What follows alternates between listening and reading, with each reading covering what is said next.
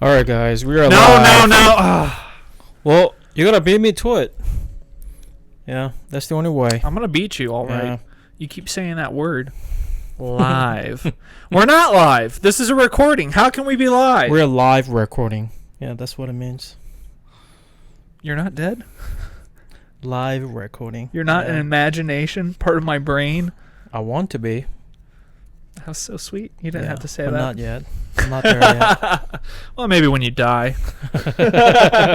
Maybe I'll just keep you around in delusion. That's always a good place to be. Delusional. But speaking of death. Yeah. We already talking covered that, about- right? Remember? Yeah, we did. We did Yeah. cover death. Mm-hmm.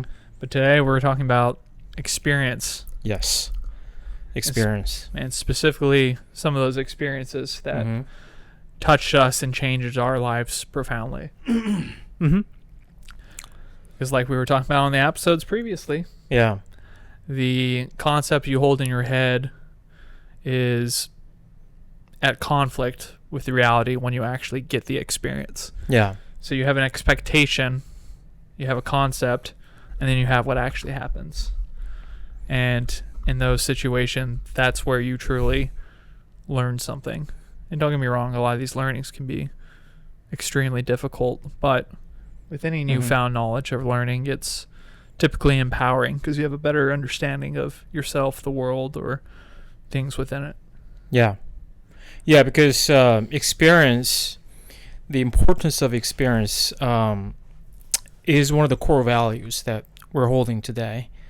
It wasn't like that for the majority of time, my lifetime, but I had a profound experience to realize the importance of experiential knowledge.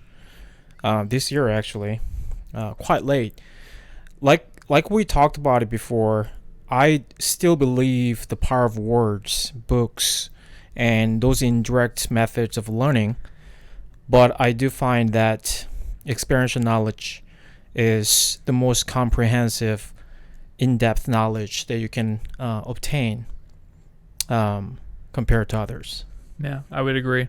I think there's a lot of value in the knowledge that we do have or we can accumulate through reading or other means, because we learn a better way to explain our experiences when we have them occur.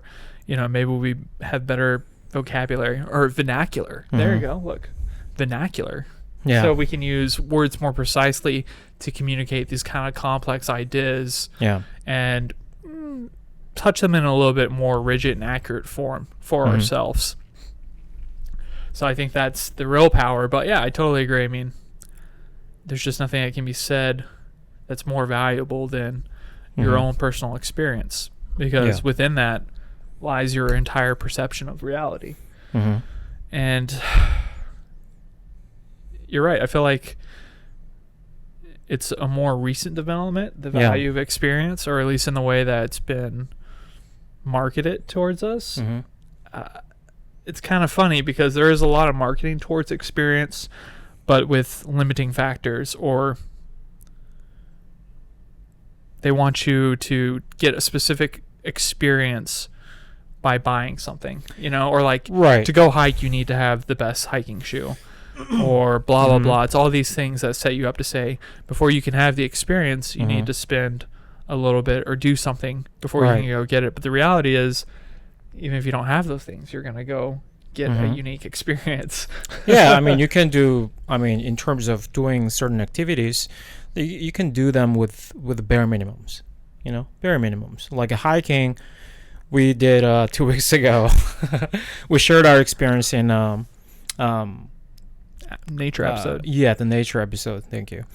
We did 37-mile hiking. Of course, it would have been better if we had a pair of hiking boots and all that shit, right? But we did it without any of that shit.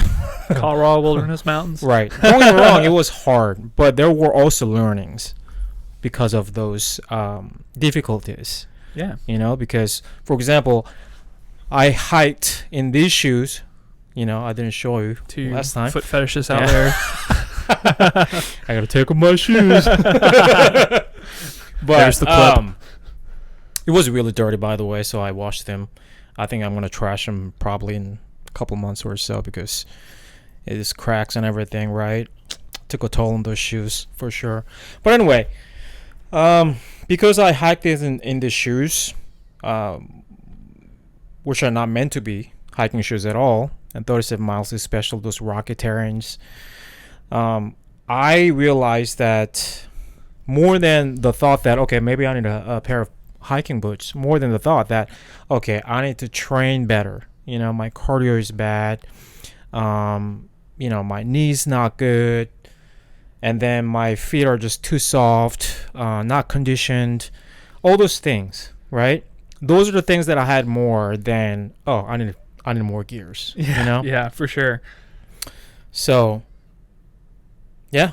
I think that's something that we get a lot in life when we actually go out there and get the experience without the gear or whatever, blah, blah, blah. Mm-hmm. Then we kind of arrive to the conclusion of, wait, what do I actually need to Yeah. navigate this reality? Again, it doesn't necessarily need to be hiking, but it could just be a situation Yeah. that you were, by other people's definitions or marketing definition, unprepared for.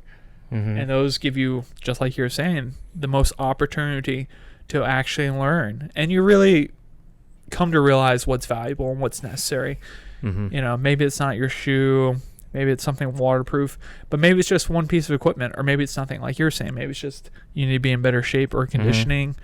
And again, it's very easy to regulate this to the physical realm because this is understandable probably Right. to almost everybody.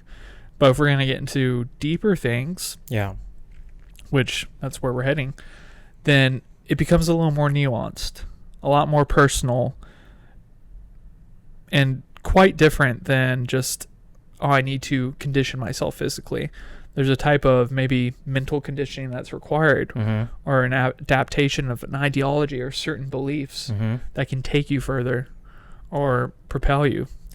So, you know, if you're going through a breakup, something like that, depending on who you are, the amount of self-examination that you do, you might be able to take away some incredibly valuable information about the way you perceive other people, your expectations, or you could totally just shut down and say, oh, well, it was their fault totally, Mm-hmm. and learn nothing from it, Mm-hmm. right? Yeah. So it's hard because there's always two facets to this engaging with reality. There's what reality gives you Mm-hmm. and how you react to reality. Right. Absolutely. Yeah, that's still true. That's, I think, where your maturity and experience come into play, right? Because that's, everybody makes decision largely based on their previous experiences and their current knowledge, right? So you made an example of a person going through a breakup. If you don't have any experience of breaking up, then probably that person's interaction with the situation will be very different from those who have experienced them before, right? Yeah. So I think talking about experience is very hard because there are so many variabilities. But also in this context, I guess where I'm getting at is that the more you experience, I think you get better to interact with the certain experiences. Yeah, entirely. And if you use the mindset that all Mm-hmm. experience is basically the same or applicable to every other experience, Mm-hmm. and then you can kind of end up on this very effective treadmill where Yeah. you're learning from everything, and it's contributing and feeding to all the other interactions. Mm-hmm. You know, somebody drives, cuts you off in traffic, flips you off or whatever. You don't have to react to it. You Mhm. know, you should be able to give yourself a second to say, does me reacting serve me? Yeah. Does it serve my goal? Does it serve my purpose? Mhm. Does it serve the identity I have with who I want to be, but who I naturally am, Yeah. right? How much of my willpower goes in play with that? And then you start learning like, oh man, I get to choose what experience or what reaction I'm going to have. Yeah. And basically I can craft myself in a manner that I like. Yeah. And when you realize that, it really does Mhm. give you power. You're like, oh, wait, I don't have to be upset about this. Yeah. Or I can be happy. I can enjoy this thing. You can choose how you want to feel about a lot of things. Yeah. But again, that only comes with enough time of navigating the realm where you don't choose. You react and you get something in the reaction Yeah. that you usually don't like. You're like, Right. fuck, I don't like the way that made me, the way other people perceived me when I reacted that way. I don't like myself when I reacted that way. I didn't mean to say that. I didn't mean to do that. Yeah. That wasn't my intention. But I chose to react. And that's comes from every experience initially. Yeah. Like we talk about all the time, these embedded ideas and beliefs. The reaction that we initially have is belief. That's the first reaction. I believe it to be true. Yeah. And then react. Rather than taking that momentary second to think, Right. well, do I accept this as true? Yeah. You know what I mean? That small little piece. And once you realize you can make a choice on that, then it plays into everything else. It plays into how you react, what you say, what you do, what you think, even the way you interface with the world. And yeah, you run a risk of being kind of, I think, not understandable to other degrees, or you can be labeled as, I don't know, sociopathic, I guess, or psychopathic by not always giving people a reaction they're expecting. Yeah. An outlier. Yeah. Whatever Well, I that mean, is, sometimes yeah. people do things to piss you off so they can get a reaction from you and elicit a response to make it feel like you care. I'm going to piss you off because if I can see that I got you angry, then I know you cared about it. And that's totally misrepresentative of some people's reality. Yeah, don't get me wrong. Some people literally don't care, and that's why they don't get upset. Like, they just don't care. But you see it all the time. The jobs you work, I've been one of those people. It's like, yo, you're not giving me any emotional energy like you care about this thing. So I am totally going to dismiss you and think you're a piece of shit or a shitbag that just does not care about your work. When in reality, they're probably just thinking about other things at home or more important things for them. And it can be hard when we come at each other in these relationships, no matter what they are, one-time interactions, friends, deeper, blah, blah, blah. And we think they hold the same value systems and expectations we do. And we kind of project it on them. And when they don't line up to it, that's when we remove them in our minds or in our hearts or whatever. Or we respond poorly to them, or mean to them, or rude, dismissive, whatever it is. Yeah. We do things that don't serve us all the time. Yeah. Yeah, the workplace example is, I think, it's also a vast subject, I feel like. Because we have certain expectations, right? I guess it is a very similar to society, right? Because society is organized in a way that we share certain expectations, right? Yeah. So the workplace is very similar in that way, but it is more geared toward making more profit, right? I personally don't really care how other people, or I do understand their characters, or where they're coming from. I don't really care that too much, honestly, at workplace, because as long as we do the job, right, that's what matters at workplace to me. So I don't care too much about like trying to understand where other people are coming from, or how their opinions are justified, things of that nature. I don't really care too much. I don't know where we while we're talking about related to workplace, but Just all the experiences leading up to yeah, for sure, expectation of outcome. Yeah. So choosing to be reactionary or not to be, does this serve me or does it not serve me? Yeah. And a lot of the times those things don't serve you because you can't do anything to change somebody. Yeah, exactly. You can lead by example and try to be an understanding person, but there's also a time to walk away from certain situations. But is there one, I think when we're talking about experience, there's some specific and key experiences in my life that are extremely defining for me in changing who I am, and are almost so big that it's even hard to say that I've had other as meaningful experiences. Though those are obviously meaningful experiences as well, but I'd say the first one was when my mom died when I was 19. Yeah. Battle with cancer. And it was something I didn't realize had such a profound impact on me and changed my life for years and years. Probably like 8 years, around there. 7 or 8 years, till I realized, oh fuck, I am not who I want to be. I've been kind of on autopilot because this experience was so impactful that I just strongly adapted and dug deeper into kind of a stoic mindset. Yeah. You know, without understanding that there's a very real need to actually process things rather than just block them out with ideology. Yeah. And so I wasn't using stoicism as a processing mechanism, but rather as a mechanism to ignore and deregulate. Right. So all those things eventually felt like they culminated to failures down the road.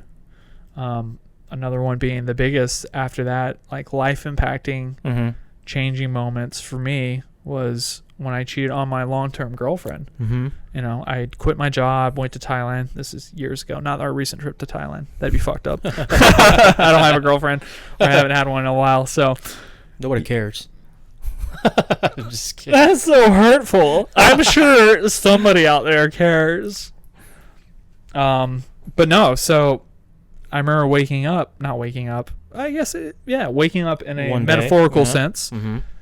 In the moment, in the situation, almost like an out-of-body experience. Like, this isn't who I am. What am I doing? This isn't my life. And it was a very 0-1 moment where I snapped back into reality.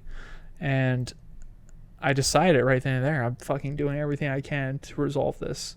Yeah. My life has been on autopilot in a lot of negative ways. And don't get me wrong, like, I had a great relationship with her in a lot of ways. Like, obviously negative in some other ways, but it was largely due to me not processing a lot of the things with my mom's passing. I mean, not laughing matter. Sorry, guys. This fucker, you see what I have to deal with? Anybody want to fill the co-host slot is a little more sensitive. But yeah, I think, and again, I think people can have these life-altering events that they don't realize is actually affecting them. You don't have to, like, your parent doesn't have to die. You don't have to experience, like, deep tragedy on that level to still be deeply and profoundly impacted in a way that's not serving you. Yeah. And don't get me wrong. People would be like, oh, the way you're feeling and all the stuff you're going through, your reactions are completely understandable. You know? But you can understand things without justifying them. And I think that's an important aspect as well. Yeah. You can realize, you know, maybe the way I handle relationships and my kind of bonding with people is unhealthy because I learned this as a child in my relationship with my father and my mother. Maybe they treat me poorly and I just felt like I was supposed to love them. You know what I mean? Or maybe the inverse. Maybe they treat you greatly and you were never capable of loving them. You know, because you had difficulties with your own internal struggle to actually care about somebody that loved you. And maybe it's not serving you well. Maybe now you're trying to form relationships with people that they legitimately care about you and love you, but because of the unhealthy first relationship that you had or the way you viewed love conceptually, you know, outside your experience was messed up. And so now you're continuing to project your expectation or what the outcome's going to be on everybody coming in the future. And so you always operate from the same place. You always do the same things. You always repeat this pattern of behavior. Like, might be slightly different. The actions are different, but the root phenomena is the same. And I think that's why you really have to go get experience and understand and dig and ask yourself, why do I behave a certain way? Why do I react? Why do I think about these things? Because a lot of the time is things are not beneficial for you only because you haven't examined them. And the second you examine them, somehow it changes. Like, just naturally. You become aware of it, just like when you become aware of a word you're repeating very often or a phrase. Right. And if it's something that you don't like or doesn't serve you, then you stop doing it. Right. You know? Yeah. Or even like we just a moment ago, we were just joking around about Mr. Miyagi and Karate Kid, and randomly in this YouTube video, they start doing clips of it. Yeah. So strange. The second we start talking about things, become aware of it, suddenly we see them appearing in our reality, in our existence. Yeah. Which is kind of weird, right? It's a very strange phenomena. Yeah. I'm sure there's something, a word to describe it. I guarantee there. I mean, you can, you know, try to explain it, right? But I mean, I don't think it is important to know why, right? it happens. We all know it happens, right? And then I think that's enough to really make an important value to you that, being aware of something and pay attention to things are beneficial. Could be beneficial, Yeah. right? Yeah. The small things that you think are totally not worth paying attention to because nobody ever told you to pay attention to them. Yeah. That's a large part. Nobody ever said, hey, man, you don't have to get angry. Actually, anger is a choice. So is like being happy. Yeah. So is love. All these things are a large part of them are choices. Yeah. Yeah, I mean, you can get into like the biology of things. Like, yeah, there's a chemical action occurring that enables us to feel certain things more, maybe intuitively. Yeah. But there's also a large power to mindset Oh yeah, of that course. seems Yeah. to bring forth these chemical reactions. Yeah. And it's just, I mean, it's very interesting. Neuroscience and psychology, it's an only growing field, but I think largely they're going to reveal how valuable and meaningful experiences actually are. Yeah. And I'm not saying like, hey, look, you go on your computer and you read something. I'm not saying that's not an experience. It is. But there's a very different experience when you're out there in the midst of it. Yeah. I mean, certainly there's a difference between experience of knowledge and experience of experiencing the knowledge, right? They're two different things. Again, like we've talked about this importance of other methods. I would call them indirect. I think there's only one direct method of learning through experience, which is actually experience the subjective knowledge, right?